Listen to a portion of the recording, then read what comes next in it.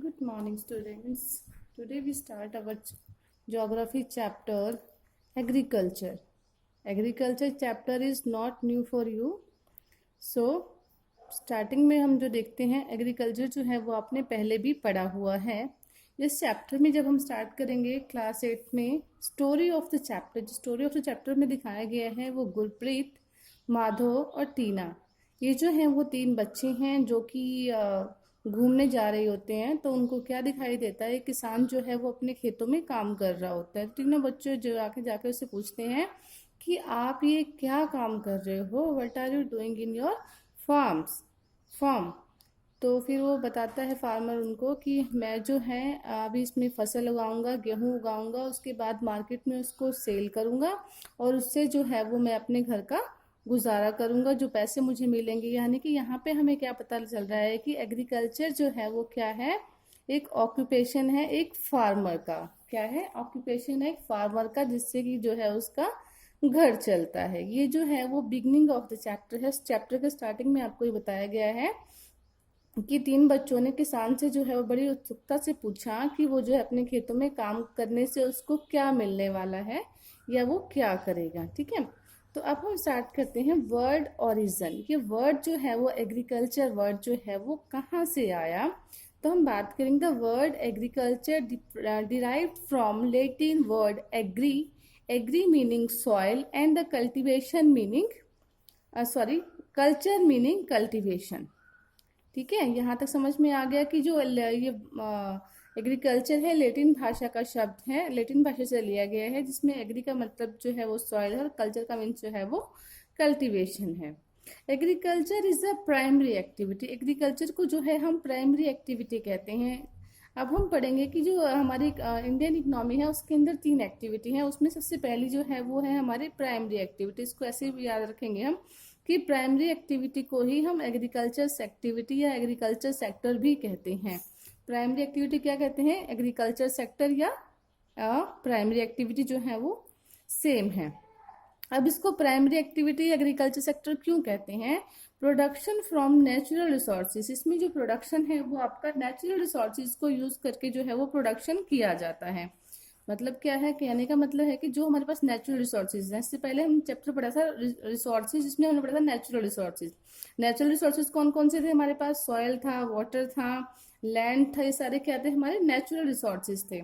तो उसमें उन रिसोर्सेज का यूज करके जो हम प्रोडक्शन हमारे सामने आता है उसको ही हम उससे जो प्रोडक्शन होता है उसको ही हम इंक्लूड करते हैं प्राइमरी एक्टिविटी में या एग्रीकल्चर सेक्टर में। It is also called agriculture sector, इसीलिए इसको जो है वो एग्रीकल्चर सेक्टर भी कहा जाता है। ठीक है, यानी कि primary sector is also called agriculture sector. क्यों कहते हैं इसको? क्योंकि इसका प्रोडक्शन जो है वो सारा का सारा नेचुरल रिसोर्सेज से होता है। आगे आता है हमारा मैन्युफैक्चरिंग सेक्टर, से इसको हम याद रखेंगे, सेकेंडरी सेक्टर की बजाय हम इसको याद रखेंगे मैन्युफैक्चरिंग सेक्टर। अब मैन्युफैक्चरिंग का मतलब क्या होता है? जहाँ पे चीज़ों को तैयार किया जाता है, चीज़ों को बनाया जाता है।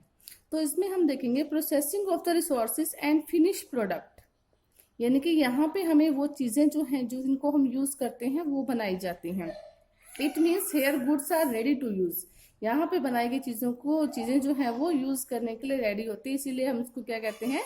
Manufacturing sector. Clear? And next one is आपका सर्विस सेक्टर या ट्रेजरी सेक्टर इसको कहा जाता है। इसमें सारी की सारी सर्विस जो है वो प्रोवाइड करवाई जाती हैं। तो इसमें सेकेंडरी सेक्टर और ट्रेजरी सेक्टर को फिलहाल हम नहीं करेंगे, इसमें हमें सिर्फ करना है प्राइमरी एक्टिविटी या एग्रीकल्चर सेक्टर को। इसमें हमने सिर्फ पढ़ना है कि एग्रीकल्चर सेक्टर, प्राइमरी सेक्टर जो है वो हमारे लिए कैसे यूजफुल है, इसमें क्या आता है। आगे हम देखते हैं कि टाइप ऑफ फार्मिंग। फार्मिंग क्या है? एग्रीकल्चर का ही टाइप है। इसको फार्मिंग में क्या इंक्लूड होता है, इसको फार्मिंग क्यों कह रहे हैं हम, इसको एग्रीकल्चर क्यों नहीं कह रहे हम? ठीक है, तो इसके लिए हमें देखते हैं यहाँ पे कि फार्मिंग में क्या इंक्लूड होता है? The science of art, the science and art. Clear? इसमें हम क्या कह रहे हैं? The science and art of cultivation on the soil, raising crops and reading life stock, it is called farming. देखो बेटे, फार्मिंग का मतलब समझ में आ गया यहाँ से कि हम एग्रीकल्चर को डिवाइड नहीं कर रहे हैं, हम सिर्फ फार्मिंग की यहाँ पे बात करेंगे। फार्मिंग में हम किसको इंक्लूड करते हैं? The science and art of cultivation on the soil, raising crops and reading life stock, it is called farming. Clear? अब मैंने आपको बताया था कि इसमें हम यही डिस्कस करने वाले हैं कि टाइप्स ऑफ फार्मिंग। फार्मिंग के टाइप्स कौन से हैं? पहले हम बात करेंगे सबसिस्टेंस फार्मिंग। सबसिस्टेंस फार्मिंग क्या होती है? इसके टू पार्ट्स हैं आगे, intensive farming and primitive farming. Intensive farming and primitive farming. अब सबसिस्टेंस फार्मिंग की हमने बात की थी, क्या है? Practised to meet the needs of farmers family. क्या है कि इसमें जो हम खेती करते हैं, जो हम फार्मिंग करते हैं, उसमें हमारे पास सिर्फ इतना ही हो पाता है जिससे कि किसान की फैमिली का गुजारा हो पाता है। वो क्या होती है? हमारी सबसिस्टेंस फार्मिंग, जिसमें क्या होता है कि जो किसान है वो सिर्फ इतना ही अर्न कर पाता है कि जिससे उसकी फैमिली की नीड्स जो है वो कंप्लीट होती हैं। रीजन क्या है? इसमें लो लेवल ऑफ टेक्नोलॉजी होता है, टेक्नोलॉजी का ज्यादा यूज नहीं होता, इसीलिए लो लेवल ऑफ टेक्नोलॉजी होता है। और जो लेबर्स हैं, उसके हाउस होल्ड की लेबर्स हैं, घर के जो व्यक्ति हैं वही लेबर के रूप में काम करते हैं।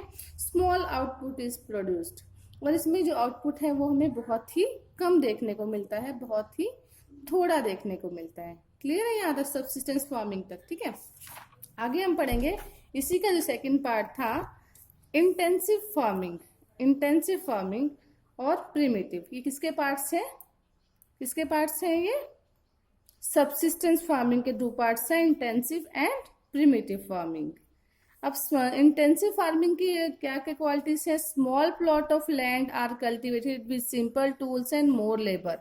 यानी कि ये भी उसी का पार्ट है, उसमें भी हमने यही बात की थी कि जो फार्मर है उसके पास न्यू टेक्नोलॉजी नहीं है। इसमें भी यहाँ पे हम ये बात कर रहे हैं कि फार्मर के पास जो लैंड है, प्लॉट है, वो बहुत छोटा है और उसको सिंपल टूल्स से जो है वो ज्यादा लेबर के साथ उस पर खेती की जा रही है। More than one crop are grown annually, एक या एक से अधिक क्रॉप्स को जो है एनुअली उगाया जाता है। Rice is the main crop, rice जो है उसकी मेन क्रॉप है। ये किसकी बात की हमने? इंटेंसिव की। इसी में हम बात करते हैं प्रिमिटिव। प्रिमिटिव का मतलब ही क्या होता है? पुराना, ओल्ड मेथड। ओल्ड मेथड में अगर हम देखेंगे तो इसमें आता है हमारा शिफ्टिंग कल्टीवेशन। शिफ्टिंग नाम से ही क्लियर हो रहा है, शिफ्टिंग। कल्टीवेशन नाम से ही क्लियर हो रहा है। शिफ्ट क्या होता है? किसी दूसरी जगह पे जाना। ठीक है, तो इसमें कल्टीवेशन का मतलब क्या बन रहा है? शिफ्टिंग कल्टीवेशन, कल्टीवेशन को कहीं और शिफ्ट करना। A plot of land cleared by falling the trees and burn them. एक लैंड पे जितने भी ट्रीज खड़े थे उनको गिराया और उसके बाद जो है उनको जला दिया। The ashes are then mix with soil, जो उसकी राख थी वो जो है वो सॉइल के साथ मिक्स हो गई। देन और उसके बाद जो है उस पे क्रॉप्स को उगाया गया। ये क्या है? हमारा शिफ्टिंग कल्टीवेशन।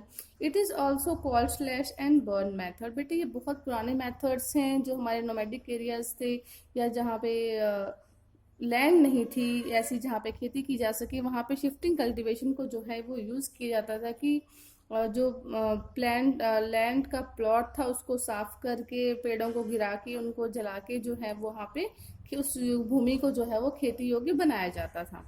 ठीक है, और ऐसी जो भूमि थी उसके बाद उसको वहां से छोड़कर नेक्स्ट जगह पे जाके सेम मेथड को जो है वो यूज किया जाता था, इसीलिए हम इसको कहते हैं slash and burn method also. ठीक है, अब हम अगले वीडियो में करेंगे कमर्शियल फार्मिंग।